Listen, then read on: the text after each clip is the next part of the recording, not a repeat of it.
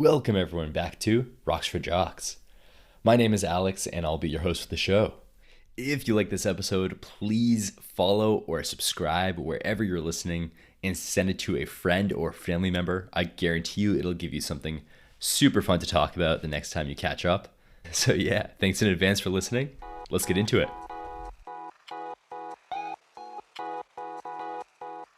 Today, I want to talk a little bit about why I do this show. I definitely have some selfish reasons, but more importantly, I want to talk about a couple bigger altruistic reasons that I have. So, one of the few silly, selfish reasons that I have is that it allows me to catch up with friends and former colleagues and make some new personal and professional connections. So maybe I get to chat with researchers that I haven't met before, or maybe just met a couple of times, and I'm interested to hear what they're working on and what they have to talk about, what they have to share with the public. And then another reason is that it really helps me develop public speaking / communication skills.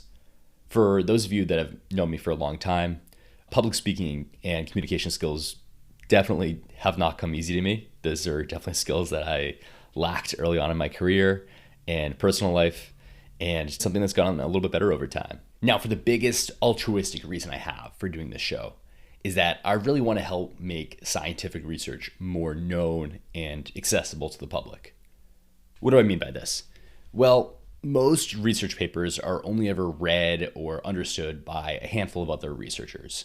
They may be used by people who study that exact same topic to build upon them and put out some new scientific research the next year or 2 or 5 years later. Very rarely are papers understood widely by the public or even shared widely. The public pays for their scientific research, but then the public doesn't really know what's going on behind the scenes a lot of the times.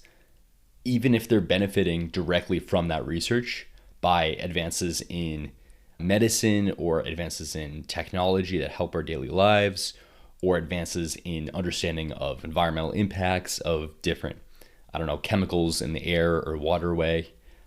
Even if the public is benefiting from these scientific advances, we oftentimes don't really understand what's going on. That becomes super important when people need to make their own decisions about things like what vaccines to take, or what choices are best for the environment, or what politicians to vote for, where one politician advocates for cutting science funding and another politician advocates for increasing science funding. To me, these are all at least moderately important things to care about. And I understand not everyone has privilege of time that I have to look at some of these choices to a deep level, but they are important choices to make. So if I can help you, or if I can help anyone understand these in a shorter period of time by connecting them more directly with scientists and researchers, I think that's a really good way for me to spend my time. On the other hand, I try not to be too naive about thinking that everyone's going to be able to understand every single scientific topic that universities or national labs are looking at. I totally get there are nuances that scientists have time to look into and understand fully, but somebody who works, a corporate job or a blue-collar job, or stays at home, takes care of kids, probably doesn't have the time or a reason to care about the nuances of different types of earthquake shaking waves. But I do think it makes sense for the people who don't interact with science directly to at least have a sense of what's going on behind the scenes, a sense of how hard those scientists are working, a sense of how thoroughly those scientists and researchers understand their work, and most importantly, maybe how much that scientific research helps everybody, even if they're not directly involved in science. I guess one final way to put this is that, in my opinion, there's a pretty big gap of understanding between what researchers think they're doing for the public versus what the public understands scientific researchers are doing. And that gap of understanding, I think, leads people to being pretty complacent when scientific funding gets cut. And I want to be really, really clear about this, that I'm not mad at all at any individual for not fully understanding positive impacts of scientific research if you haven't been involved in it before. Most scientists don't talk about their work publicly, and if they do, it's oftentimes in channels that are really small, like my own, or hard to understand. Maybe they use a lot of big words, or maybe they are aiming their conversations at students of theirs rather than the public at large. Or maybe they're just really busy with their own grant proposals and research projects and families, and they don't have time to explain things as thoroughly as they would like to. So again, I'm really not trying to lay the blame at any individual's feet. I'm not trying to blame the researchers or the public, but I just think it's a gap in understanding, and any way we can try to narrow that gap is helpful. So why am I making a podcast episode about this? Why is it important to narrow that gap of understanding? In addition to the reasons I've already talked about, I think the biggest reason in today's day and age is that there are massive proposed funding cuts to science disciplines all across the board going on in the United States. Many of those proposed cuts are to our biggest and best research universities like Harvard and Princeton and Stanford, and then even some of our national labs or federal agencies related to science are getting cut. So national labs and federal agencies related to science are a little bit different, but for the purposes of my discussion here, they're both groups that take in federal dollars for producing research and data sets related to things that are going on either in the US or around the world. So you have places that you may have heard about, like NASA's Jet Propulsion Lab, Pacific Northwest National Lab, Ames Laboratory. These are all just really big centers with thousands of employees doing work for the public in a pretty direct kind of way. Yeah, so I'm kind of lumping them all in with national labs, but some of the federal agencies that I'm talking about are going to be places like the National Weather Service, the National Oceanic and Atmospheric Administration, the Center for Disease Control, CDC, National Institute of Health, NIH. They are generally places where a bunch of our best professors and graduate students and postdocs go and work at, either before their career or after their career in academia. They're usually considered really prestigious jobs to get, even for people with PhDs. People stay there a long time and build up a lot of institutional knowledge and are able to pass it on and put out research more and more efficiently. And the people there put out great research that the public uses all the time. We build our businesses on top of them. We might use biotechnology from some of them to start biotech companies in Boston. Or you might use information from the National Weather Service to figure out what day is going to be best for you to fly a plane on. Or if your company or your country wants to launch a satellite around the Earth, you might try to use some of the information from these national labs to figure out what physics you need to launch them, or what kind of cameras are best to put on the satellite when they're a certain distance above the Earth. And even if we're not directly building businesses on top of them, the products put out by these national labs are intended to help the public, such as data that gets fed to the weather application on your phone, or maybe estimates of natural hazard losses in your region, or research from places like the NIH preventing us from having cancer and helping us solve heart disease. I think if we were to stack up all of their positive achievements of these national labs, people would be really, really happy with them. I'm going to have plenty more guests on to talk about what they do for work at some of these places. So just keep an ear out for things like that. These national labs have proposed funding cuts of 30%, 40%, 50%. Why does it matter if the National Institute of Health loses 30% of its funding or the National Weather Service loses 50% of its funding? Why should we care about that? Well, in a nutshell, the reason this is really important is that when funding gets cut at places like universities or national labs, fewer projects get approved for people who work there to do over the long term. Because fewer projects get approved, you're going to see fewer and fewer projects get completed. And that means we have less of a positive impact on the public. We're going to know less about science and science adjacent topics than we otherwise would. We're going to have less information about the weather for people who go boating and fishing, and less information about our streams and rivers for people who use those streams and rivers for running water or for bathing and maybe bringing water to their livestock or growing crops. We're going to know less about things like hurricanes and how much damage they cause or where the hurricanes are going to land. To narrow down this example even more, maybe you could try and trim down exactly where a hurricane is going to hit. If right now, let's say we can estimate where a hurricane is going to land down to a 200-mile stretch of New Jersey. Maybe you could narrow that down to a 50-mile stretch of New Jersey and save 3/4 of the people from evacuating their homes, which of course has tons of positive impacts economically and, more importantly, on the humanitarian side. Now, with all of that said, I know some of the funding cuts are currently working their way through the courts. So some of those decisions might get overturned, and some of those agencies may continue getting their full amount of funding. But in the meantime, the research is not getting done. So whether the employees get laid off or not, we're going to see fewer research results than we otherwise would, even if the funding gets restored. So we're going to know less about things like hurricanes. We're going to know less about risks from wildfires or snowstorms or volcanoes. And let's be clear, these things are killing people. But if we don't research them properly and know where they're going to happen.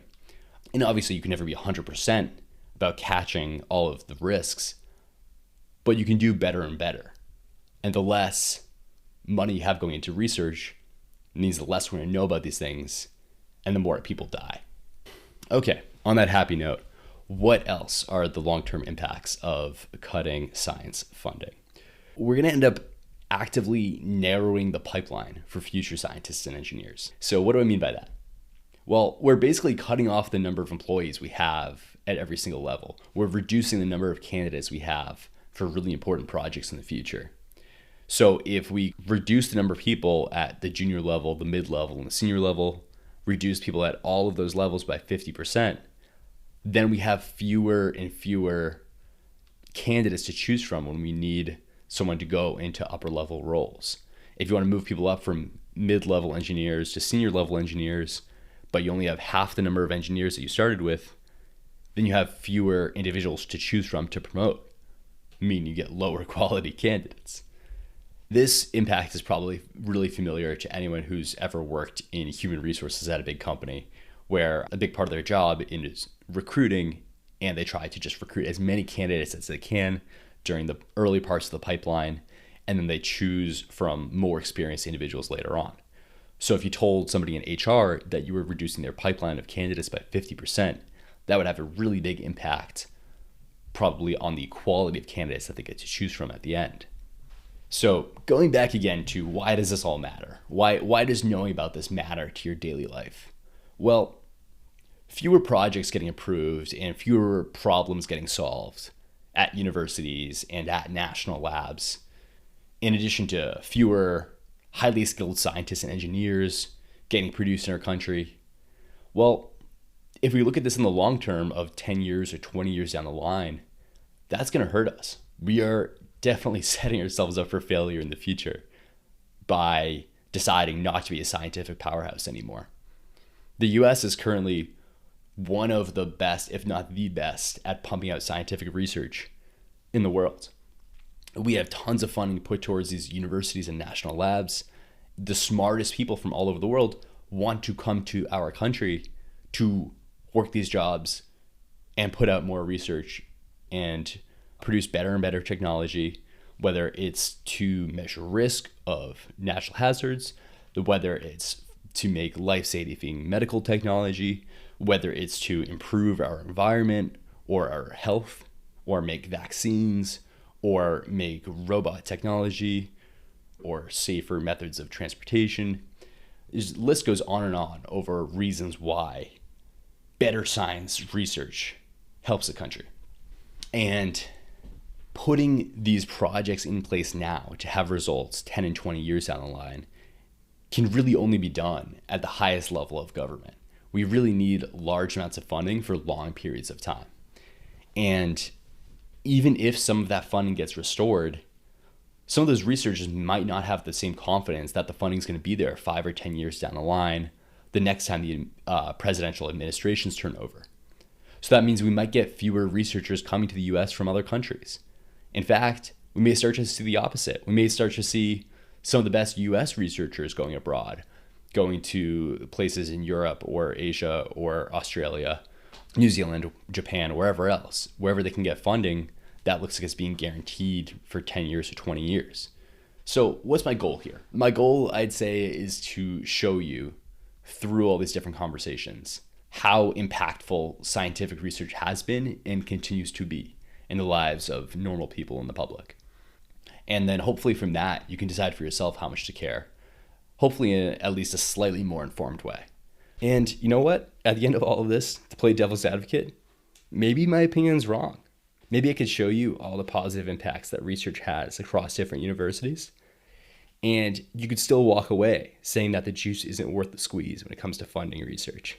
But all I ask is that you keep open to the idea that there may be more benefits to scientific studies than it looks like on the surface. So if you see something like $100,000 being approved for earthquake research, maybe you try to ask some questions about it instead of getting upset about it. Maybe you get a little curious about what the benefits are of that specific research and what the data can do for the country if it's cataloged properly and shared properly.